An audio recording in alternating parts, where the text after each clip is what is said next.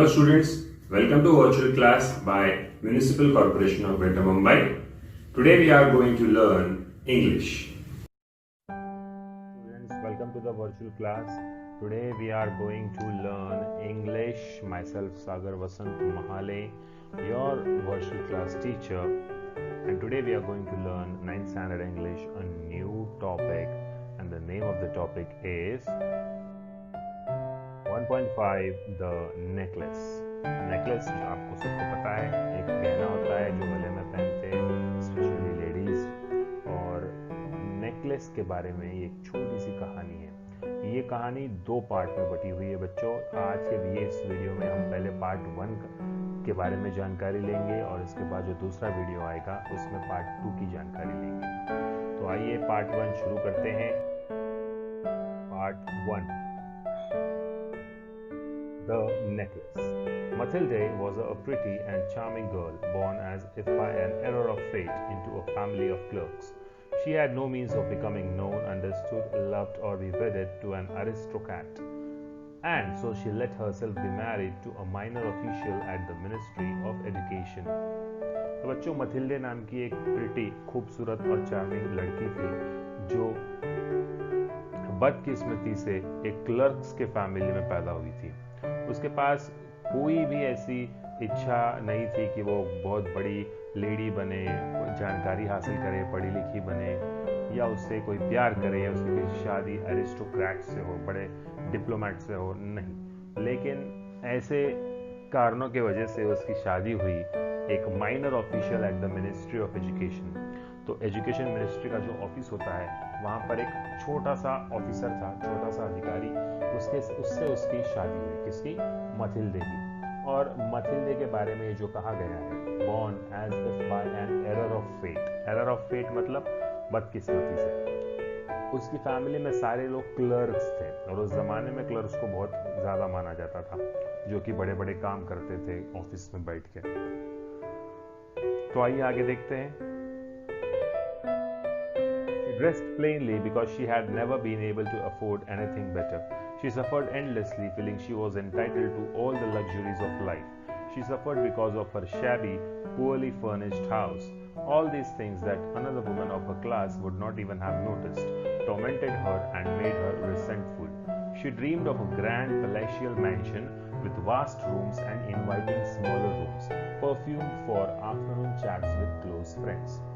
तो ये हमेशा साधारण कपड़ों में रहती थी मथिल्डे, और उसे बड़े कपड़े या बड़े घर या बहुत अच्छे अच्छे महंगे कपड़े खरीदने की उसकी कोई भी कुव्वत नहीं थी। उसके पास उतने पैसे नहीं थे क्योंकि उसका पति एक छोटा सा कारकुन था एक जगह पर ministry office, education ministry office में, और इसीलिए उसके जो सफरिंग्स थी, उसको जो बहुत सहना पड़ता था, ये बहुत ज़्यादा था, क्योंकि उसको और जो लग्जरीज थी उसकी लाइफ को वो पॉसिबल नहीं थी।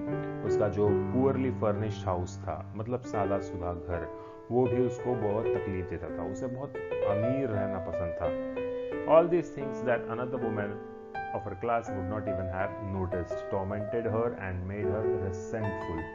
उसके जैसी कोई और लड़की भी होती उसी कमाई वाली, उसको वो इतना सोचेगी नहीं, लेकिन जितना मथिल्डे सोचती थी कि उसे कितना बुरा लगता है गरीब रहना या साधारण मिडिल क्लास जैसे रहना। वो हमेशा सपना देखती थी एक बड़ा सा बंगला हो और उसमें बहुत बड़े बड़े रूम्स हो और छोटे छोटे रूम्स हो, वहाँ पर महक हो, बहुत सारे दोस्त मिलने आए, जैसे कि राजा महाराजाओं के पैलेसेस में होता है, वैसे उसका एक सपना था कि वैसा उसका घर हो। Yet she had no rich dresses, no jewels, nothing, and these were the only things she loved. She wanted so much to charm, to be envied, to be sought after. इतना सब सपना देखने के बाद भी, आफ्टर ऑल ख्याली पुलाव पकाने के बाद क्या हो जाता है, बाद में कुछ भी नहीं बचता है पुलाव में। मतलब ख्याली पुलाव का कहने का मतलब ये है बच्चों कि हम कितना भी सपना देख ले कि मैं अमीर बन जाऊं, मैं अमीर बन जाऊं, लेकिन हम अमीर बनते हैं क्या? नहीं। आखिर हम वही के वही रह जाते हैं। अमीर बनने के लिए हमें बहुत मेहनत करनी पड़ेगी, बहुत अच्छा बिजनेस सेटअप करना पड़ेगा, बहुत सी चीज़ें करनी होती हैं। तो जब मथिल्डे के बारे में लेखक ये कहते हैं कि सपने देखने के बाद भी उसके पास ना महंगे महंगे कपड़े थे, ना जेवर थे, जवाहरात, हीरे, कुछ नहीं। और यही सारी चीज़ों को वो बहुत चाहती थी। इन्हीं सारी चीज़ों से उसे स्नेह था और बाकी किसी से भी नहीं। और इसीलिए वो हमेशा जेलस भी रहती थी अगर किसी के पास बड़े बड़े अच्छे अच्छे महंगे ड्रेस हो या जेवर हो, तो उसे थोड़ा सा एनवी भी फील होता था, जेलस भी फील होता था। She had a rich friend, a former schoolmate at the convent, whom she avoided visiting because afterwards she would weep with regret, despair and misery. उसकी एक बहुत ही रिच फ्रेंड थी उसके स्कूल की, कॉन्वेंट स्कूल की, जिसे वो हमेशा मिलने के लिए जब वो बुलाती उसकी फ्रेंड, ये हमेशा टाल देती। क्यों? क्योंकि उसे पता था कि अगर मैं इस गरीब अवस्था में उससे मिलने जाऊं तो वो मेरे बारे में क्या सोचे और उसके बाद में जो पछतावा होगा वो मेरे लिए बिल्कुल भी बहुत हर्टफुल होगा। इसीलिए वो अपनी ही गरीबी अवस्था में किसी से नहीं मिलती थी, बस कोसते रहती थी अपने नसीब को, अपने पति को, अपने घर को, जो भी उसके पास था सबको कोसती थी और सपने देखा करती थी कि मेरे पास बड़ा घर हो, बड़ा बंगला हो, महंगे के महंगे कपड़े हो, बड़ी बड़ी गाड़ियां हो, etcetera etcetera. One evening her husband came home with an air of triumph, holding a large envelope in his hand. Look, he said, here's something for you. एक शाम को जब वो ऐसी सोचते हुए बैठी थी कि अचानक दरवाजे से उसके पति, उसके हस्बैंड बहुत जोश में और बहुत उत्साहित मूड में वो घर के अंदर आए और उनके हाथ में एक बड़ा सा लिफाफा था और उन्होंने कहा, look, there is something for you. देखो, तुम्हारे लिए कुछ लाया हूं। She tore open the paper and drew out a card on which was printed the words, the Minister of Education and Mrs. Georges Ramponiu requests the pleasure of Mr. and Mrs. Loisel, Madam and Madame Loisel Company at the Ministry on the evening of Monday, January 18th. So, minister of education का एक invitation था और उस invitation में यह लिखा गया था कि लॉयजल कंपनी मिनिस्ट्री मंडे जनवरी 18 को आपको एक रिक्वेस्ट इनविटेशन भेजा है, आपको वहां पर आना है। Instead of being delighted as her husband had hoped, she threw the invitation on the table resentfully and muttered, "What do you want me to do with that? And what do you expect me to wear if I go?" तो वो खुश नहीं हुई। उसके पति ने उम्मीद की थी शायद इतनी बड़ी जगह पर पार्टी के लिए बुलाया गया है तो ये बहुत खुशी से झूम उठेगी, नाच उठेगी, लेकिन ऐसे कुछ भी नहीं हुआ। बड़े पछतावे की नज़र से उसने वो इनविटेशन टेबल पर फेंक दिया और कहा कि तुम मुझसे क्या एक्सपेक्ट करते हो, क्या करना चाहोगे, क्या सोचते हो कि मैं क्या करूँ इस इनविटेशन का, क्या सोचते हो मैं क्या पहनूँ अगर मैं वहां पर गई तो। ऐसी सारी बातों से वो चिढ़ने लगी। He hadn't thought of that. He stammered, "Why the dress you go to the theatre in? It seems very nice to me." He stopped, stunned, distressed to see his wife crying. He stuttered, "What's the matter? Let's see, Mathilde. How much would a suitable dress cost?" तो उसने ये सब चीज़ों के बारे में नहीं सोचा था। उसने कहा कि तुम थिएटर में जब जाती हो, वो ड्रेस पहनती हो, वो ड्रेस क्यों नहीं पहनोगी? तो वो और भी रोने लग गई। तब उसने पूछा कि क्या हुआ मथिल्डे, प्रॉब्लम क्या है? चलो मुझे बताओ, एक नया ड्रेस खरीदने के लिए कितना पैसा लगेगा? She thought for a moment, computing the cost and also wondering what amount she could ask for without an immediate refusal. At last, she answered hesitantly, "I don't know exactly, but I think I could do it with 400 francs." तब जब उसे ये पूछा गया उसके पति द्वारा कि आपको कितना पैसा लगेगा नया ड्रेस खरीदने में, तो उसने अपना रोना तुरंत बंद करके 2 मिनट के लिए सोचने लग गई और वो ये सोचने लग गई कि मैं इनको कितना पैसा बताऊं। अगर मुझे ऐसी अमाउंट बतानी है कि अगर मैंने ज़्यादा भी बता दी तो वो तुरंत रिफ्यूज़ कर देंगे, तुरंत मना कर देंगे, तो मुझे ऐसी अमाउंट बतानी है जो ज़्यादा भी हो और ये मना भी ना करे, एक मीडियम अमाउंट। तो उन्होंने कहा कि मुझे तो पता नहीं ड्रेस कितना का आएगा, लेकिन 400 फ्रैंक्स के भीतर हो जाएगा, ऐसे मथिल्डे ने अपने हस्बैंड से कहा। He turned a little pale because he had been saving that exact amount to buy a gun for a hunting summer in the country near Nanterre with a few friends. However, he said, "Very well, I can give you 400 francs, but try and get a really beautiful dress." The day of the party drew near, and Madame Loisel seemed sad, restless, anxious, though her dress was ready. One evening, her husband said to her, "What's the matter? You have been acting strange these last 3 days." जैसे ही उसने कहा कि 400 Franks लगेंगे, तब वो उसका चेहरा थोड़ा सा गिर गया, क्योंकि उसने बराबर उतने ही पैसे यानी 400 फ्रैंक सेव करके रखे थे एक नई सी हंटिंग गन खरीदने के लिए। समर सीजन में नंटेरे नाम के एक जगह पर वो अपने फ्रेंड्स के साथ उस गन को लेके शिकार करने जाने वाला था। लेकिन अपनी पत्नी की खुशी के लिए उसने कहा, "कोई बात नहीं, मैं तुम्हें 400 फ्रैंक्स दूंगा, लेकिन तुम एक वादा करो कि तुम इससे बहुत ही अच्छा ब्यूटीफुल ड्रेस खरीदोगी।" मथिल्डे भी खुश हो गई, हस्बैंड भी खुश हो गया। पार्टी का दिन नजदीक आने लगा। मैडम लॉयसेल यानी मथिल्डे फिर भी उदास और एकदम बेचैन नजर आ रही थी, जबकि उसका ड्रेस रेडी भी हो गया था। एक शाम को उसके हस्बैंड ने पूछा कि तुम ऐसे अजीबोगरीब बर्ताव क्यों कर रही हो? मैं काफी दिनों से देख रहा हूँ, तुम ऐसे क्यों बर्ताव कर रही हो? She replied, "I am upset that I have no jewels, not a single stone to wear. I would rather not go to the party." मेरे पास ड्रेस तो आ गया, लेकिन मेरे पास एक जेवर तक नहीं है उस ड्रेस पर पहनने के लिए। एक सिंगल स्टोन मतलब जो हीरा होता है या जेम होता है, उसे स्टोन कहा जाता है। तो एक भी ऐसे हीरे की अंगूठी या हीरो का हार या नेकलेस, सोने का कुछ भी नहीं है। तो मैं क्या पहनूं पार्टी में उस ड्रेस के ऊपर? कैसा लगेगा मेरा सुना सुना गला? मैं तो सोच रही हूँ कि मैं पार्टी जाऊं ही ना। तब उसके हस्बैंड ने कहा, "You could wear flowers," he said. "They are very fashionable at this time of year." She was not convinced. तो उसने कहा, उनके पति ने, मथिल्डे के, कि तुम फूलों का श्रृंगार कर सकती हो, और इस दिनों में विंटर सीजन या स्प्रिंग सीजन में फूलों का श्रृंगार बहुत ही अच्छा लगता है। लेकिन वो बिल्कुल भी कन्विंस नहीं हुई, वो बिल्कुल भी मान नहीं रही थी। दूसरे दिन वो अपने फ्रेंड के घर पर चली गई और उसको अपनी दुविधा बताई कि मेरे पास ड्रेस तो है, पार्टी में जाना है, बहुत बड़ी पार्टी है, बहुत अमीर लोग आएंगे, और मेरे पास एक भी ज्वेलरी नहीं है। तो जिनके घर पे गई थी उनका नाम था मैडम फॉरेस्टियर। तो madam Forestier went to her mirrored wardrobe, took out a large box, brought it back, opened it and said to Madame Loisel, "Choose, my dear." Madam Forester काफी काइंड वुमन थी। वो तुरंत अपने wardrobe यानी अलमारी के पास गई, एक बड़ा सा बक्सा निकाला और उसमें बहुत सारी अलग अलग तरह की जेवर थे। उसमें से कहा कि आप कोई भी चुनो मेरे प्रिय, मेरी फ्रेंड, कि तुम इसमें से कुछ भी चूज कर सकती हो। First, Mathilde saw some bracelets, then a pearl necklace. She tried on the jewelry in the mirror. She kept asking, "You have nothing else?" "Why, yes, but I don't know what you like." Suddenly, she discovered in a black satin box a superb diamond necklace, and her heart began to beat with uncontrolled desire. Her hands trembled as she took it.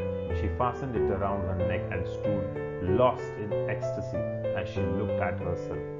Then she asked anxiously, hesitating, "Would you lend me this, just this?" Mathilde ने बहुत से bracelets देखे, Perl necklaces देखे, बहुत सी jewellery try की शीशे के सामने, लेकिन उसका मन तभी भी नहीं भर रहा था, क्योंकि उसे कुछ भी पसंद नहीं आ रहा था। वो बार बार पूछ रही थी, "कुछ और नहीं है आपके पास? कुछ और नहीं है आपके पास?" मानो कि वो दुकान में खरीदने गई हो, जबकि मिसेस फॉरेस्टर ने उन्हें अपनी ज्वेलरी में से कुछ यूज करने के लिए दिया था।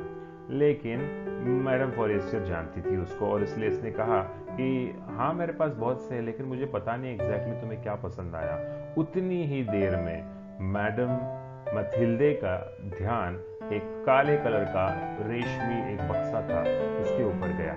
उसमें एक सुपर्ब डायमंड का नेकलेस था, और उसका दिल जोरों से धड़कने लगा, और उसके दिल में वो जो होती है ना, एक लालसा होती है, पैदा होने लगी कि यार काश मेरे पास ऐसा डायमंड होता, ऐसा हार होता, ऐसा नेकलेस होता।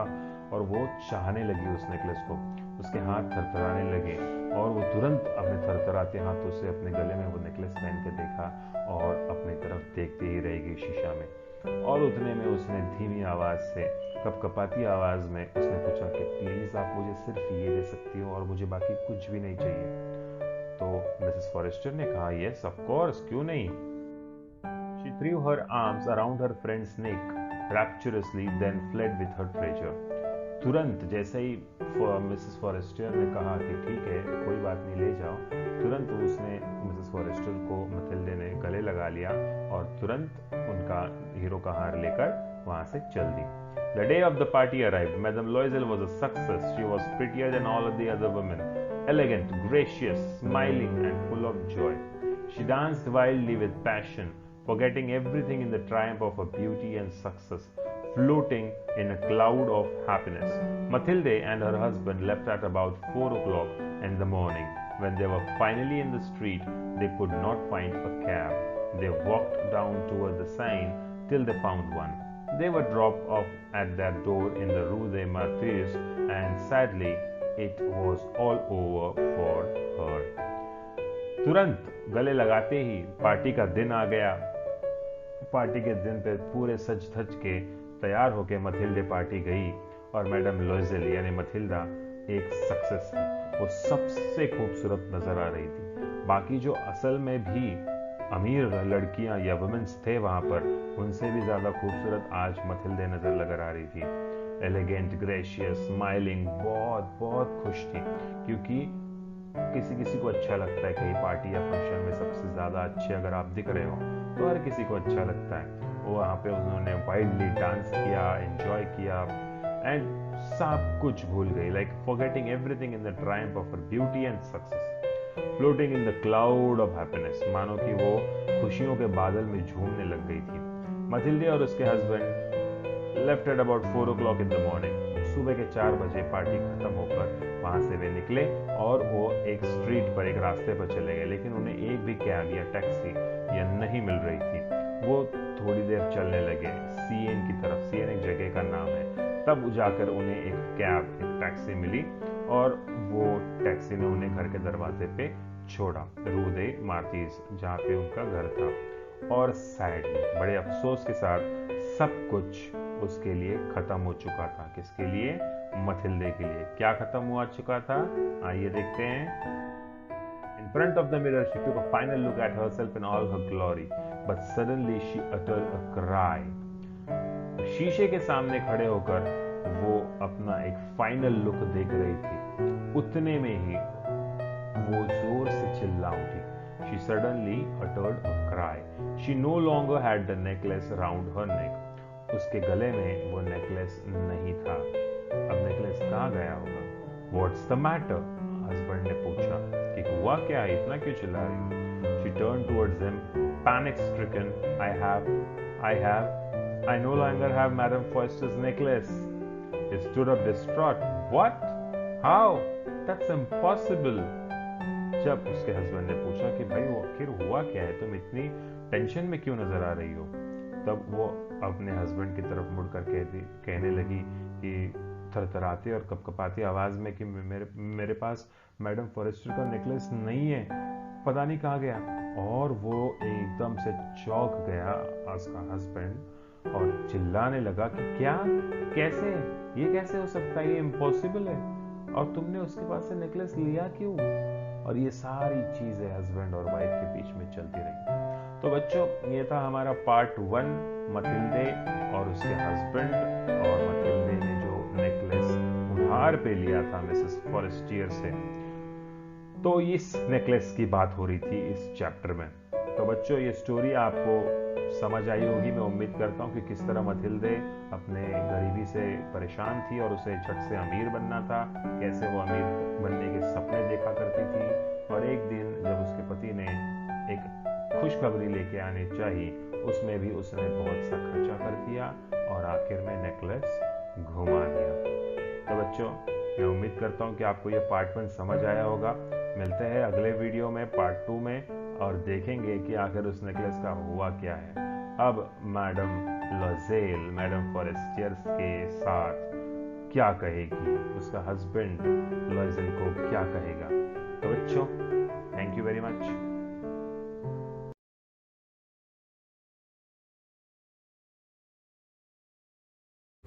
Thank you students, this was our today's lecture, and don't forget to press the bell icon as well as the subscribe button for more interesting videos. Thank you very much.